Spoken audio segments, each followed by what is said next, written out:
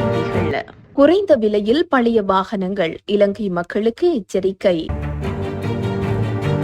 எவருக்கும் சம்பளம் அதிகரிப்பு இல்லை, பந்துல குணவர்த்தன. 100க்கும் மேற்பட்ட கடவுச்சீட்டுகளுடன் முகவர் கைது. இடைநிறுத்தப்பட்ட ஏஎல் பெறுபேறுகள்.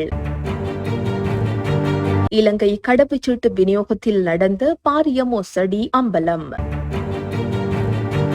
நீர்த்தக்கத்தில் மிதந்த 2 ஆண்களின் சடலங்கள்.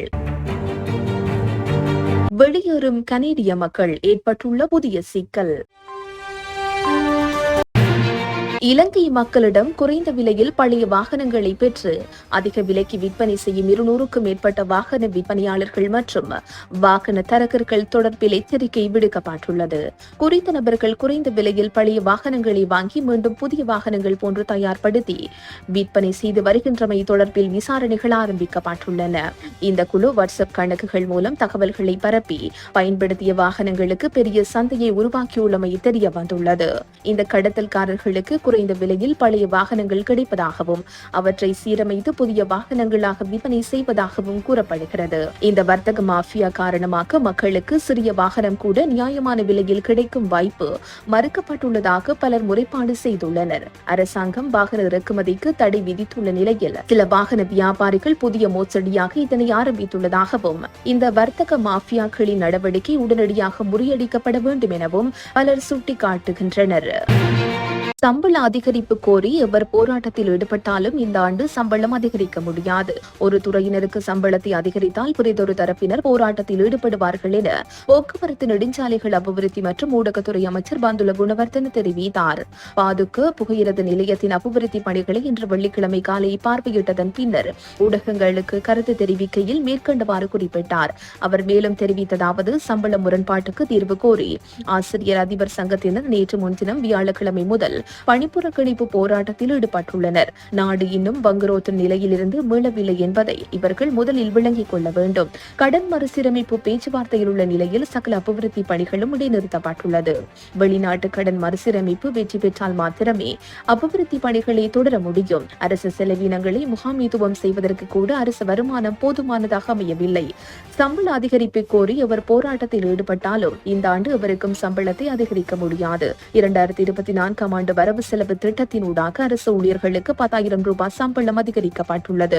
ஒரு துறையினருக்கு சம்பளத்தை அதிகரித்தால் பிரிதொரு தரப்பினர் போராட்டத்தில் ஈடுபடுவார்கள். தாம் ஆட்சிக்கு வந்தவுடன் சர்வதேச நாணய நிதியத்துடனான பரிந்துரைகளை மறுபரிசீலனை செய்வதாக எதிர்க்கட்சியினர் குறிப்பிடுவது நாட்டு மக்களை ஏமாற்றும் ஒரு செயற்பாடு என்றே குறிப்பிட வேண்டும். ஏனெனில் அவர் ஆட்சிக்கு வந்தாலும் தற்போதைய மறுசீரமைப்புகளை தொடர வேண்டும். குறுகிய அரசியல் நோக்கத்திற்காக தற்போதைய மறுசீரமைப்புகளை மாற்றியமைத்தால் ஒரு வாரம் கூட நாட்டை நிர்வகிக்க முடியாது என்றார். குருணாக்கல் சுரதிச மாவட்டத்தில் சட்டவிரோதமான முறையில் இயங்கி வந்த வெளிநாட்டு வேலைவாய்ப்பு முகவர் நிறுவனம் ஒன்றின் உரிமையாளர் நேற்று வெள்ளிக்கிழமை கைது செய்யப்பட்டுள்ளார். அங்கு சவுதி அரேபியா, ஓமன், குவைத் உள்ளிட்ட மத்திய கிழக்கு நாடுகளுக்கு ஆட்சேர்ப்பு செய்து வருவது தெரிய வந்துள்ளது.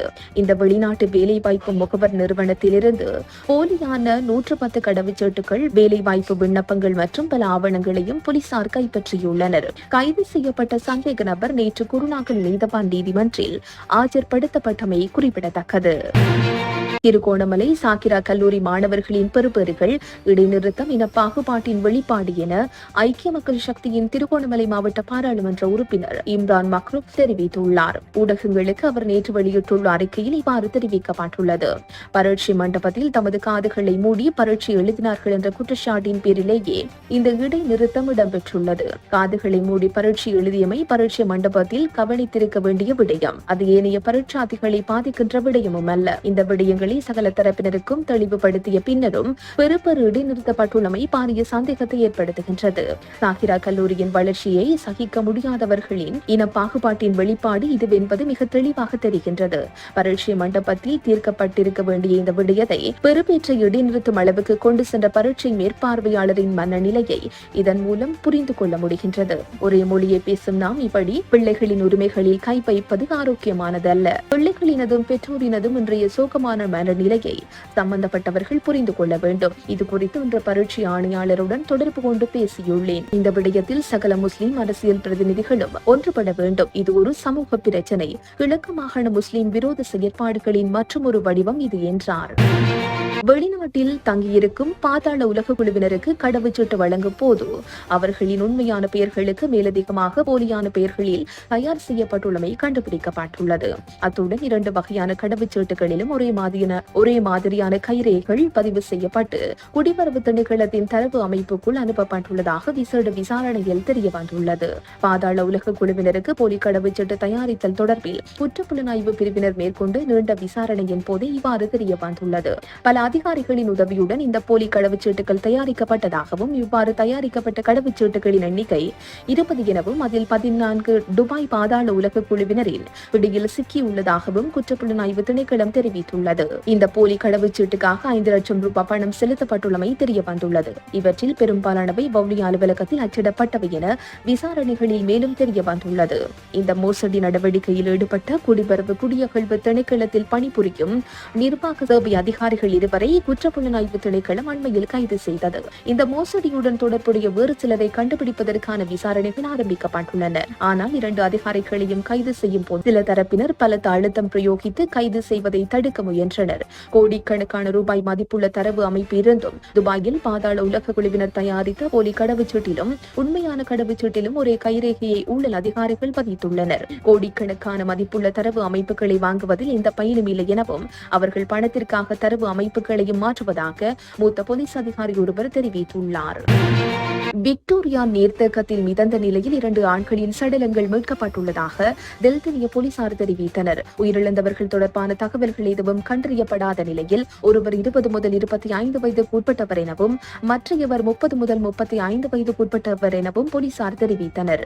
உயிரிழந்தவர்களது சடலங்கள் கண்டி வைத்தியசாலையில் வைக்கப்பட்டுள்ளதாக போலீசார் தெரிவித்தனர். இது தொடர்பான மேலதிக விசாரணைகளை தெல்தனிய போலீசார் மேற்கொண்டு வருகின்றனர். வீடு கொள்வனவு செய்வதில் நிலவி வரும் சிரமங்கள் காரணமாக கனடாவின் டொரண்டோ நகரை விட்டு அதிகளவான மக்கள் வெளியேற முயற்சிப்பதாக தெரிவிக்கப்படுகிறது. இது தொடர்பில் நிறுவனம் ஒன்று நடத்திய கருத்து கணிப்பினால் குறித்த விடயம் தெரிய வந்துள்ளது. நடத்தப்பட்ட இந்த கருத்து கணிப்பானது சுமார் 900 கனேடியர்களின் மூலம் மேற்கொள்ளப்பட்டுள்ளது. இதன்படி டொரண்டோ நகரவாசிகள் கொள்வனவு செய்ய இளமை கொண்ட நகரங்களில் வீடு கொள்வனவு செய்ய முயற்சித்து வருவதாக கூறப்படுகிறது. அத்துடன் வீடுகளை கொள்வனவு செய்ய உள்ள நகரங்களில் தொழில் வாய்ப்புகளை பெறவும் தொலைவில் இருந்து பணியாற்றக்கூடிய தொழில்களை பெறுவதற்கும் மக்கள் முயற்சித்து வருவதாக தெரிவிக்கப்படுகிறது. இந்த நிலையில் கனேடிய மக்கள் மிகவும் செலவு கூடிய நகரங்களில் இருந்து செலவு குறைந்த நகரங்கள் நோக்கி நகர்வதற்கான முயற்சிகள் எடுத்து வருவது தெரிய வந்துள்ளது. இத்துடன் இன்றைய பிரதான செய்திகள் நிறைவு பெறுகின்றன. உச்சி மீது வானிடிந்து வீழுகின்ற போதிலும்